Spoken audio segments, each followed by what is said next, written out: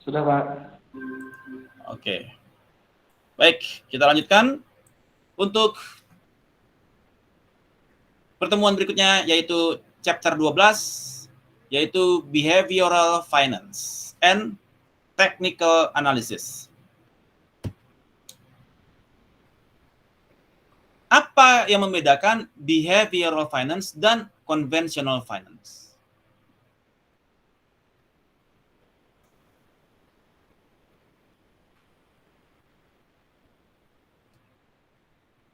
Conventional finance, prices dianggap sudah betul dan sudah sesuai dengan intrinsic value. Di dalam conventional finance, resources are allocated sudah efisien dan sudah konsisten dengan efficient market hypothesis. Ini di dalam conventional finance. Di dalam behavioral finance, investors dia do not behave rationally. Ya, dia agak-agak beda gitu ya dengan conventional finance. Bahwasanya investors tidak behave secara rasional. Ini yang akan kita bahas di dalam behavioral finance. Ada dua kategori terhadap irrationalities sebagai behavior critics. Bahwasanya investors do not always process information correctly. Ya.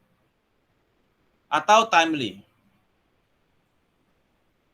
Yang menghasilkan incorrect probability distribution on future returns. Ya. Harusnya Anda jual, Anda beli gitu ya. Jadi investor do not always process the information correctly. Amerika mengirim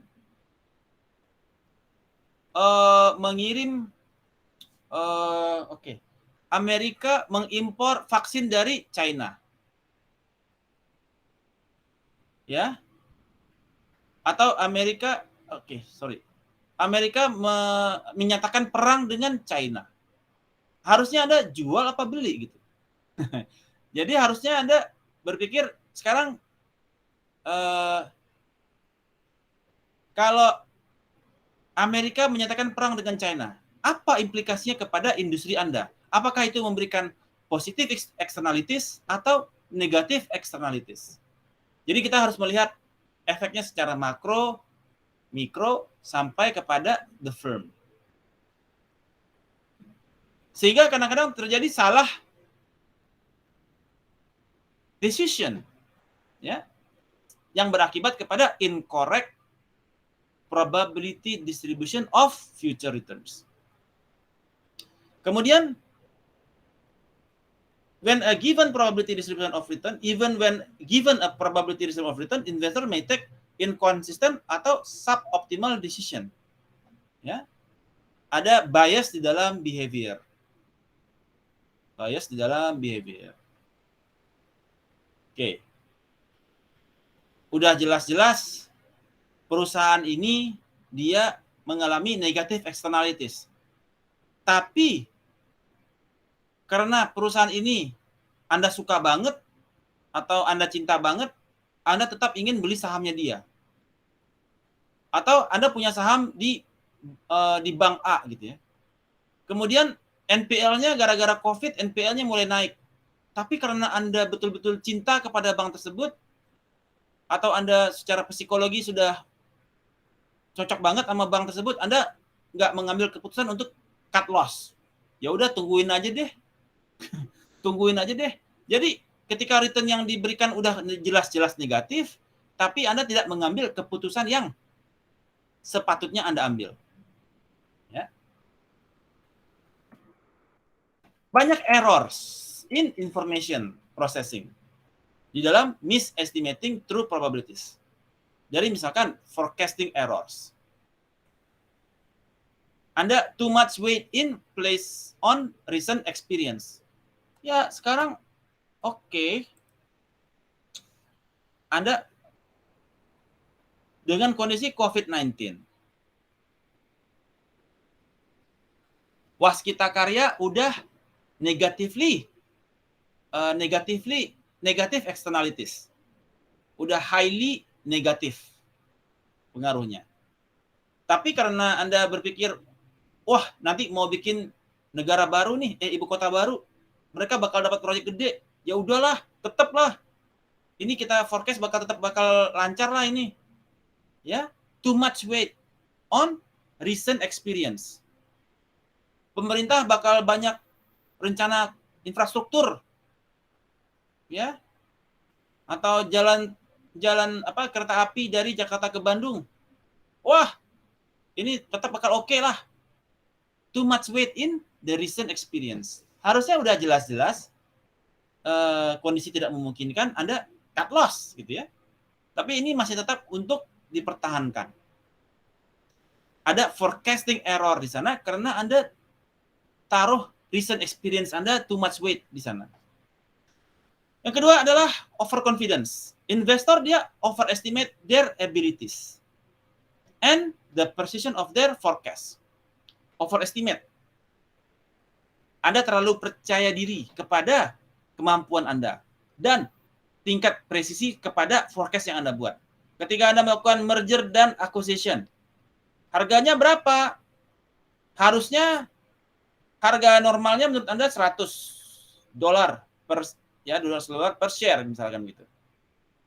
Tapi ditawarin 250. Anda yakin banget nih, ke depannya ini bakal bagus. Gas deh 250, buy. Gitu ya. Atau 150 ya. Buy. Anda overestimate kepada forecast. Atau Anda melihat forecast di kedepannya nih bagus banget. Jadi Anda overconfidence, Anda beli di harga mahal. Di mana-mana orang beli murah, beli di harga murah. Tapi karena Anda, potensi kedepannya bagus nih. Anda nggak tahu tiba-tiba COVID datang, hancur semua. Ya kan? Kita nggak tahu skenario-nya apa nih, booming, booming atau boom, gitu ya. Yang ketiga adalah conservatism. Investors are slow to update their beliefs and underreact to new information. Jadi nggak reaktif dia kepada informasi yang Anda dapatkan.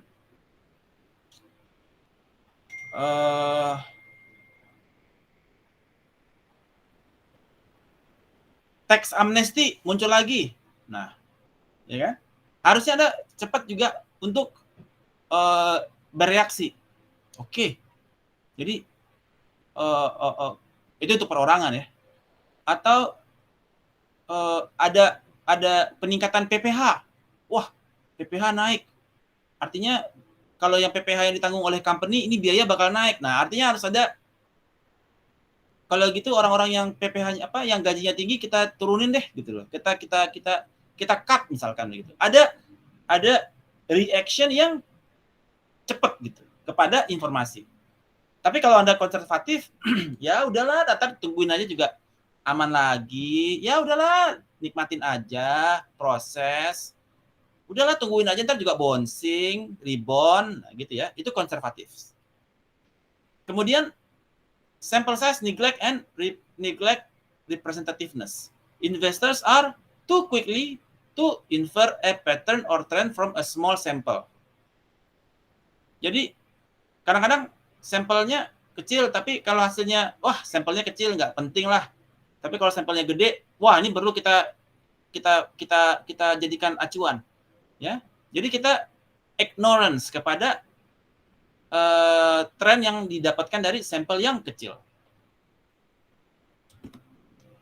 Nah, sehingga timbul disebut dengan behavioral bias.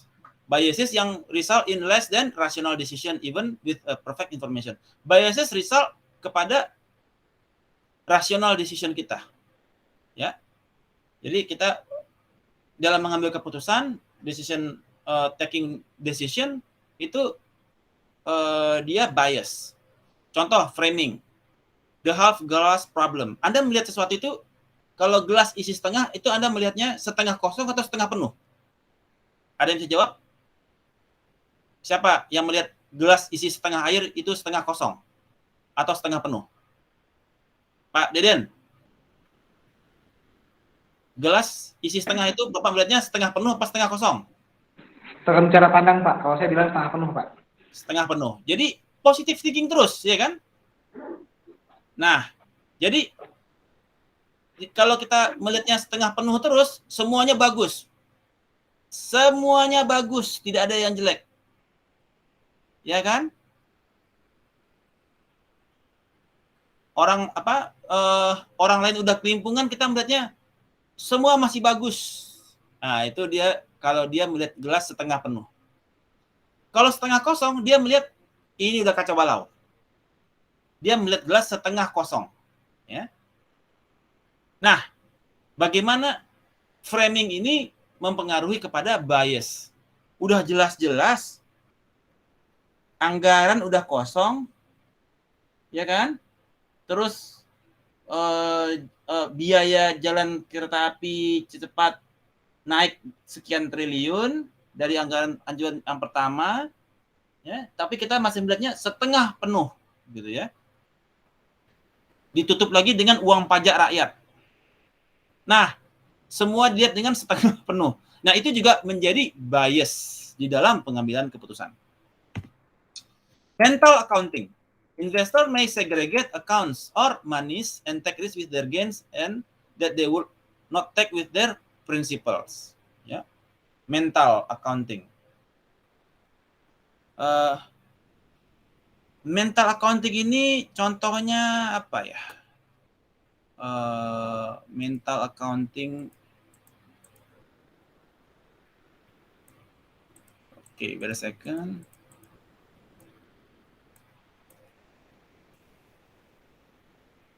Investors. Jadi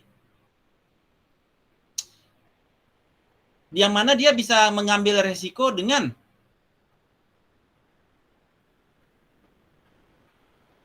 misalkan gini, Anda mengambil resiko kepada suatu investasi. Oke, Anda berani ngambil resiko untuk beli saham gorengan, misalkan saham Bumi misalkan. Ya. Tetapi ketika terkait dengan asuransi buat anak Anda, ya, takaful anak Anda hitung-hitungan nih. Jadi kalau Anda itu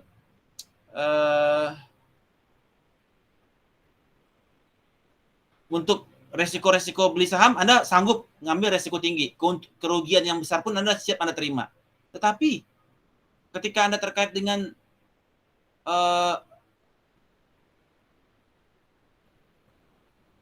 dengan asuransi pendidikan anak Anda, gitu ya, Anda nggak berani tuh, untuk investasi ke sana. Jadi itu disebut dengan mental accounting, ya, mental accounting. Kemudian regret avoidance. Kalau regret avoidance ini investors either blame themselves more when an unconventional or risky bet turns out badly. Blame themselves more ketika unconventional atau risky bet turns out badly. Contohnya ketika Anda beli blue chips, ya, beli blue chips yang Anda rugi sama beli saham lapis 3 yang Anda rugi. Anda merasa lebih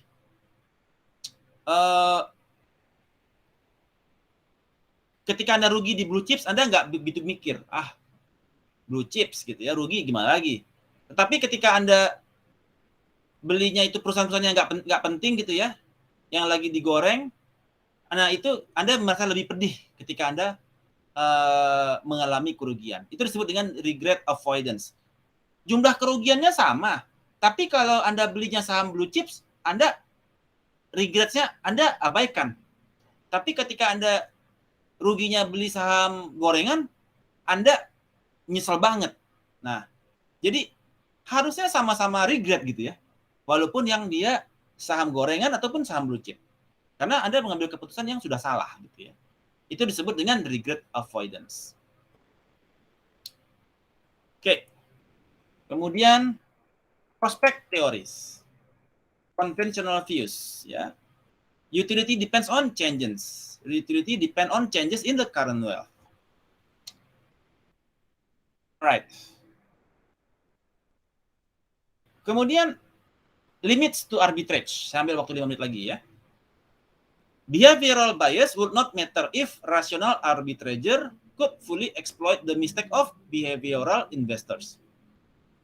Di mana di dalam fundamental risk-nya, market can remain irrational longer than you can remain solvent.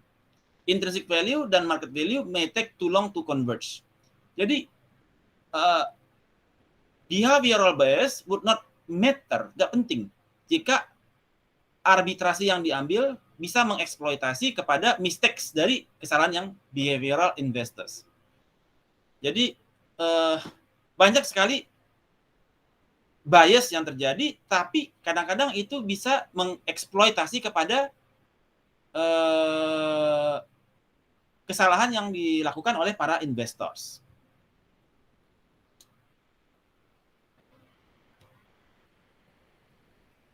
Nah,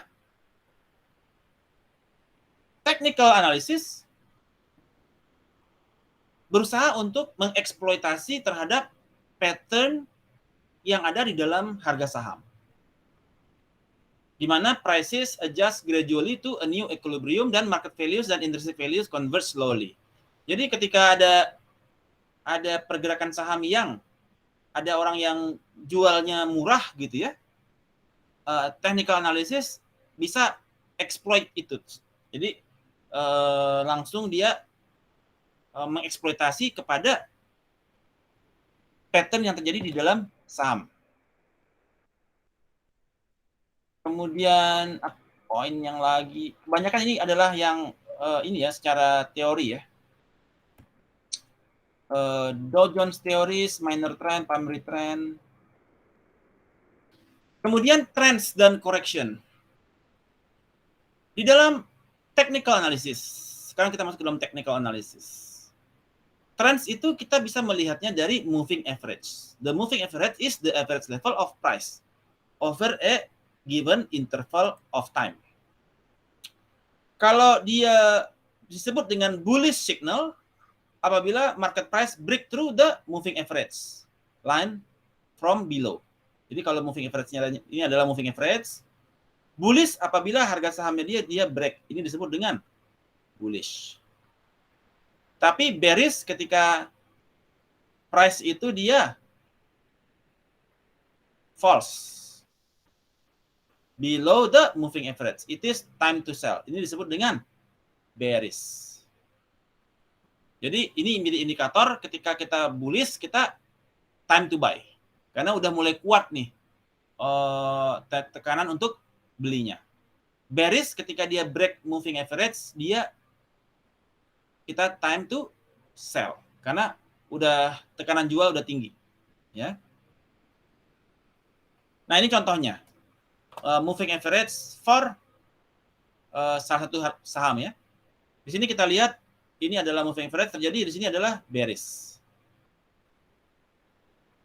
Di sini terjadi bullish. Breaking kepada moving average. Ini adalah moving average 50 hari. Jadi moving average 50 hari itu rata-rata 50 hari digerakin gitu ya. 50 harinya tuh digerakin harga sahamnya. Ini rata-rata 50, ini 50, 51, 52, 53, 54. Nah, jadi dia 50 hari ke belakang dia punya moving average-nya. Hewlett Packard ya, HPQ. Kemudian trend and correction. Oke, ini adalah ya untuk opennya dia. Nah, untuk sentimen ada yang disebut dengan trader index statistic atau Trin. Trader index statistic, di mana apabila rasiosnya Trin itu di atas 1.0, maka dia bearish. Jadi kalau dia volume declining dibagi dengan jumlah stok yang decline, dibagi dengan volume yang naik, dibagi dengan stok yang naik. Kalau volumenya dia di atas 1.0, artinya yang decline lebih tinggi dibandingkan yang advancing, maka itu dia masuk kepada stage bearish. Oke.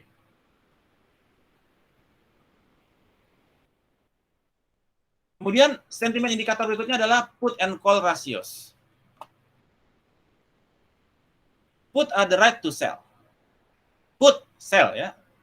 Call, buy. Oke. A rising ratio may signals investor pessimism terhadap puts. Kalau kita rising ratio kepada put rasionya dia tinggi, maka signaling kepada investor pessimism dan kepada market decline. Sementara kalau dia buy rasionya, buy signalnya dia tinggi, maka kepada buying opportunity. Ya. Jadi ada sentimen indikator dari sisi put and call ratios. Ini adalah stock market price untuk ini moving average 52 minggu ya. Actual dan simulated levels. 52 minggu. Oke. Jadi di dalam behavioral finance kita bisa melihat bagaimana informasi, bagaimana behavioral itu dipengaruhi dari forecasting errors, overconfidence, conservatism, dan sample size terhadap informasi yang diproses oleh kepala kita. Jadi keputusan kita banyak terjadi misestimating kepada true probabilities dikarenakan forecasting errors, karena kita terlalu put too much weight pada recent experience yang kita miliki. Kemudian kita juga overconfidence kepada pilihan kita. Konservatif, meyakini bahwasanya dia bakal balik lagi dalam waktu cepat. Dan sample size juga kita neglect karena dia jumlah sampelnya kecil. So, itu menjadi salah satu poin di dalam behavioral finance dan technical analysis. Any questions? Any questions? So far so good? Kapish? Pronto. Alright. Baik. Sebelum kita lanjutkan, any questions regarding the assignment? Siapa yang sudah selesai